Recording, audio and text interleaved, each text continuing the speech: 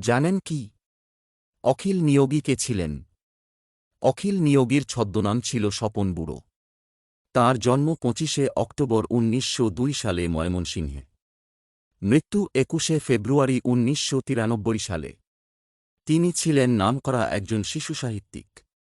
Art college থেকে পাশ করে commercial artist হিসেবে কর্মজীবন শুরু করেন। পরে চলচ্চিত্র শিল্পের সঙ্গে যোগাযোগ এবং বিভিন্ন সময়ে অঙ্কনশিল্পী, গীতিকার, চিত্রনাট্যকার, নির্দেশক, অভিনেতা ইত্যাদির দায়িত্ব পালন করেন। ক্ষিতীশচন্দ্র ভট্টাচার্যের সঙ্গে মাসপয়লা নামে ছোটদের জন্য একটি পত্রিকাও সম্পাদনা করেছেন।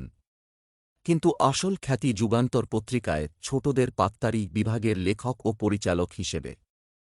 ছোটদের জন্য গানও লিখতেন স্বপন বুড়ো নামে এবং ক্রমে এই নামেই বেশি পরিচিত হন। আন্তর্জাতিক শিশু রক্ষা সমিতির আমন্ত্রণে ভিয়েনা ঘুরে এসে ৭ সমুদ্র ১৩ নদীর পারে নামে যে বইটি লেখেন তাতেই প্রথম নেতাজির স্ত্রী ও কন্যার কথা জানা যায়।